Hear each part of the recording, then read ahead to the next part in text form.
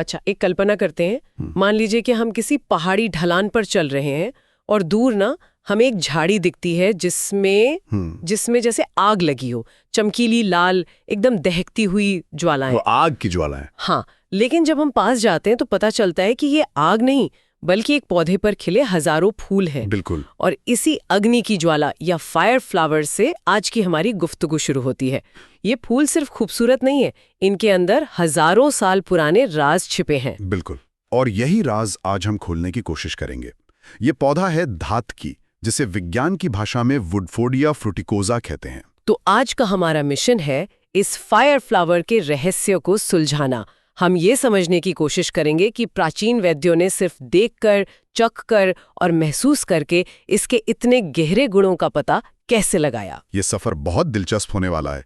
पौराणिक कथाओं से शुरू होकर आयुर्वेद की प्रयोगशाला तक जाएगा। चलिए तो सबसे पहले इसके नामों में छिपे सुरागों को देखते हैं। इसके कई नाम हैं: धातकी, धातु पुष्पी, वाहिनी पुष्पी, ताम्र पुष्पी, अग्निज्वाल। कितने सारे नाम। हाँ, एक ही पौधे के इतने सारे नाम। ऐसा लगता है जैसे हर नाम एक अलग कहानी सुना रहा हो। और हर नाम एक कहानी ही है जो इसके किसी खास गुण का पर्दाफाश करती है।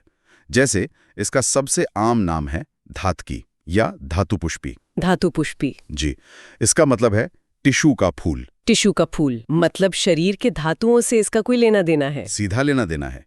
ये नाम इसीलिए पड़ा क्योंकि ये शरीर के 7 धातुओं यानी टिश्यूज को पोषण देता है और उन्हें संतुलित करता है। अच्छा। खासकर रक्त धातु को। मतलब ये शरीर की बुनियाद पर काम करता है। वाह। और वाहिनी पुष्पी या अग्निज्वाल, ये तो सुनने में ही आग जैसे लगते हैं। ये नाम इसके रूप और गुण दोनों को बताते हैं। एक तो इसके फूल सच में आग की लपटों जैसे दिखते हैं। हाँ, वो तो है। भी गहरा मतलब ये है कि ये शरीर की जठराग्नि यानी हमारी पाचन शक्ति को भी ठीक करता है। अच्छा, तो ये बाहर से अग्नि जैसा दिखता है और अंदर भी अग्नि पर काम करता है। बिल्कुल। फिर एक नाम है ताम्रपुष्पी यानी तांबे के रंग का फूल, जो सुबह की धूप में इसके फूलों के रंग को बताता है। लेकिन एक नाम है जो मुझे थोड़ा चौंका रहा है, मदकार। इसका मतलब तो हुआ नशा पैदा करने वाला। एक औषधीय जड़ी बूटी के लिए ये नाम थोड़ा अजीब नहीं है? ये तो फायदे से ज्यादा खतरनाक लग रहा है। आपका सवाल बिल्कुल जायज है और यहीं से इस पौधे का रहस्य और गहरा हो जाता है। ये नाम एक चेतावनी की तरह है। चेतावनी? हाँ, प्राचीन आचार्यों ने यह भी नोट किया कि अगर इसे बहुत ज्यादा मात्रा में लिया जाए तो ये दिमाग पर असर डालकर भ्रम या नशे जैसी स्थिति पैदा कर सकता है। ओह, तो मतलब वो सिर्फ फायदे नहीं देख रहे थे? बिल्कुल नहीं। ये दिखाता है कि उनका अवलोकन कितना सटीक था। उन्होंने सिर्फ फायदे नहीं बल्कि संभावित नुकसान को भी दर्ज किया। यानी वो हर पहलू को देख रहे हैं। क्या इसका जिक्र हमारे पुराने ग्रंथों जैसे पुराणों में भी है? हाँ, जरूर है। गरुड़ पुराण में इसे स्त्री रोगों के उपचार के लिए एक महत्वपूर्ण औषधि बताया गया है। अच्छा। वहीं विष्णु पुराण में इसका उल्लेख पुष्कर तीर्थ के पास एक जगह के नाम के रूप में आता है जिसका नाम धातकी खंड था। शायद वहां ये पौधे बहुत ज्यादा होते होंगे। तो ये तो हुई नामों और पौराणिक संदर्भों की बात, लेकिन ये पौधा आयुर्वेद की मुख्य धारा में इतना जरूरी कैसे बना? किसी ने तो इसकी शक्तियों को व्यवस्थित तरीके से पहचाना होगा। बिल्कुल, ये काम शुरू किया आयुर्वेद के महान आचार्य चरक ने। वैदिक काल से ही इसका इस्तेमाल होता आ रहा था, लेकिन आचार्य चरक एक मास्टर ऑर्गेनाइजर की तरह थे। Master organiser? हाँ, उन्होंने जड़ी बूटियों को अलग अलग टूल किट में रखना शुरू किया। टूल किट, ये एक अच्छा तरीका है सोचने का। मतलब उन्होंने समस्या के हिसाब से जड़ी बूटियों के ग्रुप्स बनाए। एकदम सही। उन्होंने धातकी को 2 मुख्य टूल किट में रखा। पहला, पुरुष संग्रहणीय गण। पुरुष संग्रहणीय थोड़ा मुश्किल नाम है। हाँ, इसका मतलब है वो जड़ी बूटियां जो दस्त या डायरिया जैसी समस्याओं को ठीक करती हैं, मतलब जो शरीर से बहते हुए मल को बांधती हैं। अच्छा, तो ये डायरिया के लिए एक टूलकिट हो गया। और दूसरा था मूत्र विरजनीय गण। मूत्र विरजनीय? जी, ये वो टूलकिट था जो पेशाब से जुड़ी समस्याओं जैसे पेशाब के रंग का असामान्य होना को ठीक करता है। यानी पाचन और उत्सर्जन दोनों सिस्टम के लिए इसे जरूरी माना गया। चरक के बाद आए आचार्य सुश्रुत, जिन्हें हम सर्जरी का पितामह कहते हैं। क्या उन्होंने भी इस पर काम किया? सुश्रुत ने इसके गुणों को एक नए लेवल पर पहुंचा दिया। वो कैसे? एक सर्जन होने के नाते उनकी दिलचस्पी इस बात में थी कि घाव कैसे भरें और टूटी हड्डियां कैसे जुड़ें। हाँ बिल्कुल। उन्होंने पाया कि धातकी में ये दोनों ही क्षमताएं हैं। उन्होंने इसे व्रणरोपण यानी घाव भरने वाला और भग्न संधानकर यानी टूटी हड्डी को जोड़ने में मदद करने वाला बताया। हड्डी जोड़ने वाला, ये मानना थोड़ा मुश्किल है। बिना एक्सरे या प्लास्टर के वो कैसे जानते थे कि ये जड़ी बूटी अंदर हड्डी पर काम कर रही है? ये सिर्फ ट्रायल एंड एरर से कहीं ज्यादा था। ये गहरे अवलोकन और शरीर की प्राकृतिक हीलिंग प्रक्रिया की समझ पर आधारित था। सुश्रुत संहिता में तो इसका एक साफ नुस्खा भी दिया गया है। अच्छा, क्या कहते हैं वो? चिकित्सा स्थान के एक श्लोक में वो कहते हैं, प्रियंगवान बष्ठा लोध्राणी कटफलम धात की समम लज्जालु चूर्णितम चूर्णम रोहति व्रणः।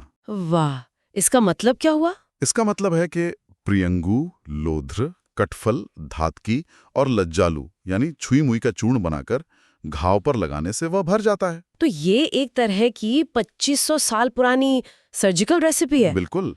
आप कल्पना कर सकती हैं कि ऑपरेशन के बाद इसी लिप का इस्तेमाल होता था। ये तो कमाल है, लेकिन मुझे लगता है असली गेम चेंजर मोमेंट तो इसके बाद आया।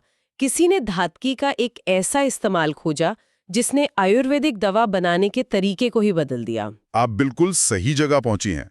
ये आयुर्वेद के इतिहास का एक टर्निंग पॉइंट था और इसका श्रेय जाता है आचार्य वाग्भट को। वाग्भट को? जी, उन्होंने एक ऐसी चीज खोजी जो पहले किसी ने नहीं सोची थी। उन्होंने देखा कि धातकी के फूलों में एक जादुई शक्ति है। जादुई शक्ति? एक तरह से जादू ही था। उन्होंने पाया कि धातकी के फूल संधान द्रव्य का काम करते हैं। संधान का मतलब है जोड़ना या फर्मेंट करना। रुकिए, फर्मेंटेशन जैसे ब्रेड या बियर बनाने के लिए यीस्ट का इस्तेमाल होता है, वैसा कुछ? बिल्कुल वही। वाग्भट ने खोजा कि धातकी के फूल नेचुरल यीस्ट का स्रोत हैं। अच्छा। इस एक खोज ने आयुर्वेद की फार्मेसी में क्रांति ला दी। इससे पहले आसव और अरिष्ट मतलब जो आयुर्वेदिक फर्मेंटेड दवाएं होती हैं, उन्हें बनाना बहुत मुश्किल और अनिश्चित होता था। लेकिन धातकी के फूलों ने एक भरोसेमंद तरीका दे दिया। इस एक फूल ने सैकड़ों नई दवाओं के दरवाजे खोल दिए। तो मतलब आज भी दशमूलारिष्ट, लोहासव जैसी दवाएं? बिल्कुल, आज भी ये सारी दवाएं और ऐसी अनगिनत दवाएं बिना धातकी के फूलों के नहीं बन सकती। वाह, तो ये सिर्फ एक दवा नहीं बल्कि दवा बनाने वाली दवा है। ये तो एक मास्टर की तरह है। सही कहा आपने। तो अब हम जानते हैं कि पुराने आचार्यों ने इसे सर्जरी से लेके दवा बनाने तक में इस्तेमाल किया, पर सवाल यह है कि कैसे उन्होंने इसके गुणों को इतनी गहराई से समझा? कैसे? उनके पास कोई लैब तो थी नहीं। उनके पास जो लैब थी वो थी उनकी अपनी जीभ, उनकी त्वचा और उनका शरीर। आयुर्वेद किसी भी जड़ी बूटी को समझने के लिए एक फ्रेमवर्क का इस्तेमाल करता है जिसे रसपंचक कहते हैं। रसपंचक? हाँ, यानी 5 मौलिक गुण। चलिए इसी फ्रेमवर्क से धातकी को समझते हैं। ठीक है, तो सबसे पहला गुण क्या है? सबसे पहला है रस यानी स्वाद। धातकी का मुख्य रस है कषाय। क्या केला या आंवला खाने पर मुंह में जो एक सूखापन और खिंचाव महसूस होता है, वैसा? बिल्कुल सही पकड़ा आपने। और ये स्वाद सिर्फ मुंह में ही नहीं, पूरे शरीर में यही काम करता है। ये बहती हुई चीजों को रोकता है, बांधता है और सुखाता है। अच्छा, इसीलिए ये दस्त और ब्लीडिंग में कारगर है। एकदम। और इसकी वजह है इसमें मौजूद टैनिन्स जो इसके फूलों में 22% तक हो सकते हैं। अच्छा, तो स्वाद से ही उसके काम का अंदाजा लग गया। रस के बाद क्या आता है? रस के बाद आते हैं गुण यानी क्वालिटीज। इसके गुण हैं रूक्ष यानी ड्राई और लघु यानी लाइट। यानी ये भारी नहीं है और शरीर में नमी नहीं बढ़ाती, तो ये कफ दोष के लिए अच्छा होगा, क्योंकि कफ भारी और नम होता है। सही? एकदम सही। ये कफ को संतुलित करता है। तीसरा गुण है वीर्य यानी इसकी तासीर। तासीर? धातकी का वीर्य शीत है। शीत वीर्य मतलब इसकी तासीर ठंडी है, तो ये शरीर में बढ़ी हुई गर्मी या जलन को शांत करेगा, जैसे पित्त दोष में होता है। बिल्कुल। शीत वीर्य शरीर की आग या सूजन को शांत करने के लिए है। जैसे बुखार पर ठंडी पट्टी रखते हैं, ये शरीर के अंदर वही काम करता है।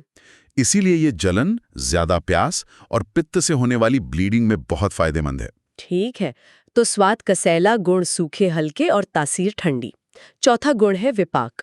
ये क्या चीज है? विपाक का मतलब है पाचन के बाद शरीर पर होने वाला असर, यानी पोस्ट डाइजेस्टिव इफेक्ट।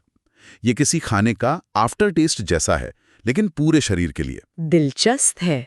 और धातकी का विपाक कटु यानी पंजेंट या तीखा होता है। ये तो बड़ा अजीब है, खाते वक्त कसैला और ठंडा, लेकिन पचने के बाद तीखा। इसका क्या मतलब हुआ? इसका मतलब ये है कि ये सतह पर ठंडक देता है, लेकिन पाचन के बाद शरीर के गहरे टिश्यूज में जाकर एक तरह की ऊर्जा पैदा करता है। ये तीखापन दवा को शरीर के कोने कोने तक पहुंचाने और मेटाबॉलिज्म को तेज करने में मदद करता है। अच्छा। प्रसिद्ध ग्रंथ भाव प्रकाश निघंटू में एक श्लोक इन सभी गुणों को एक साथ बताता है। क्या कहता है वो श्लोक? श्लोक है धाता की धातु पुष्पी च ताम्र पुष्पी कुंजरा। और यह श्लोक कहता है कि यह जड़ी बूटी स्वाद में कसैली और तीखी, तासीर में ठंडी, हल्की और अधिक मात्रा में नशा करने वाली होती है, और यह प्यास, दस्त, रक्तस्राव, विष और कृमि रोगों में उपयोगी है। यहीं पर आकर सारी बातें उलझ जाती है। मुझे एक बड़ा विरोधाभास दिख रहा है। बताइए। एक तरफ आप कह रहे हैं कि इसकी तासीर शीत वीर्य यानी ठंडी है, दूसरी तरफ इसका एक नाम अग्निज्वाल यानी आग का फूल है, और सबसे बड़ी बात इसका एक और नाम मदकार यानी नशा करने वाला है। ये कैसे हो सकता है? कोई ठंडी चीज आग जैसी कैसे हो सकती है और नशा कैसे कर सकती है? आपने बिल्कुल सही पकड़ा, और यही इस जड़ी बूटी की सबसे रहस्यमयी और खास बात है। ये हमें आयुर्वेद की सबसे गहरी अवधारणाओं में से एक तक ले जाता है, प्रभाव। प्रभाव, ये क्या है? प्रभाव किसी भी जड़ी बूटी की वो खास शक्ति या एक्स फैक्टर है जिसे उसके सामान्य रस, गुण, वीर्य से नहीं समझाया जा सकता। ये इसका एक यूनिक स्पेसिफिक एक्शन है जो नियमों से परे है। अच्छा। और धात्की का प्रभाव है मदकारी। तो ये नशा करने वाला गुण इसका प्रभाव है? जी हाँ, लेकिन ये समझना बहुत जरूरी है कि ये प्रभाव सिर्फ और सिर्फ बहुत ज्यादा मात्रा में लेने पर ही सामने आता है। ओह, तो सामान्य मात्रा में नहीं? बिल्कुल नहीं। इसकी सामान्य चिकित्सीय खुराक यानी 1 से 3 ग्राम में ये पूरी तरह से सुरक्षित है और कोई नशा नहीं करती। इसके पीछे बेकोजेनिन जैसे कुछ विशेष केमिकल हैं जो अधिक मात्रा में ही दिमाग पर असर डालते हैं। अच्छा, तो अब ये पहली सुलझ गई है। चलिए अब इसके व्यवहारिक इस्तेमाल की बात करते हैं। आज के समय में इन गुणों का फायदा किन-किन बीमारियों में उठाया जाता है? इसके इस्तेमाल की लिस्ट काफी लंबी है। सबसे पहले पाचन तंत्र पर आते हैं। इसका पुरीसंग्रहणीय गुण यानी मल को बांधने की क्षमता इसे डायरिया और डिसेंट्री के लिए एक बेहतरीन दवा बनाती है। अतिसार और प्रवाहिका के लिए? जी, ये तुरंत काम करती है। और स्त्री रोगों में, जिसका जिक्र गरुड़ पुराण में भी था? स्त्री रोगों में तो ये एक वरदान की तरह है। महिलाओं में पीरियड्स के दौरान होने वाली हेवी ब्लीडिंग, जिसे रक्त प्रदर कहते हैं, उसे कंट्रोल करने में ये बहुत असरदार है। इसके अलावा व्हाइट डिस्चार्ज यानी श्वेत प्रदर की समस्या में भी इसका उपयोग होता है। यहाँ तक कि इसे गर्भधारण में भी सहायक माना गया है। गर्भधारण में सहायक, ये तो बहुत बड़ी बात है। हाँ, गद निग्रह नाम के एक प्राचीन ग्रंथ में एक श्लोक आता है जो कहता है नीलोत्पलम समुधुकम धात्क्या कुसुमानीचा पिबेद स्त्री कुसुमापाए गर्भम धत्ते न संशय। इसका अर्थ क्या है? इसका अर्थ है कि मासिक धर्म के बाद जो स्त्री नीलोत्पल यानी नीले कमल और धात्की के फूलों को शहद के साथ लेती है, वो निसंदेह गर्भधारण करती है। ये गर्भाशय के लिए एक टॉनिक का काम करता है। और वो घाव भरने और हड्डी जोड़ने वाली बात जो सुश्रुत ने कही थी, वो आज भी उतनी ही सच है। इसका व्रणारोपण गुण इसे बाहरी घावों, अल्सर और स्किन की समस्याओं के लिए उपयोगी बनाता है। और आसव, अरिष्ट? और जैसा हमने पहले बात की, इसकी सबसे बड़ी भूमिका तो आसव अरिष्ट बनाने में है, जो आज भी आयुर्वेदिक फार्मेसी की रीढ़ है। तो कुल मिलाकर हमने धात्की की एक पूरी जासूसी की। एक आग के फूल से शुरू होकर हमने उसके नामों में छिपे सुरागों को समझा, आचार्यों की खोज को देखा और उसके विरोधाभासी गुणों की पहेली को प्रभाव की चाबी से सुलझाया। बिल्कुल। अगर हमें धात्की को एक लाइन में समझना हो तो ये कह सकते हैं कि ये मुख्य रूप से पित्त और कफ को शांत करने वाली एक शक्तिशाली स्तंभक और एक बेजोड़ फर्मेंटेशन एजेंट है। ये एक साथ ठंडक भी देती है और ऊर्जा भी। सही कहा। ये एक अद्भुत सफर था। अंत में मैं श्रोताओं के लिए एक सवाल छोड़ना चाहूंगा। जरूर। धात्की के गुण ठंडी तासीर के बावजूद पचने के बाद तीखा असर देना और साथ में नशा करने वाला प्रभाव रखना, यह मैं सोचने पर मजबूर करता है कि प्रकृति में और कितनी ऐसी जड़ी बूटियां होंगी जिनके ऐसे जटिल और अनोखे गुणों को आधुनिक विज्ञान अभी तक पूरी तरह से समझ नहीं पाया है। यो उस प्राचीन वैज्ञानिक दृष्टि को सलाम है जो बिना किसी आधुनिक प्रयोगशाला के सिर्फ अपने अनुभव और अवलोकन से इन सूक्ष्म भेदों को पहचान सकती थी।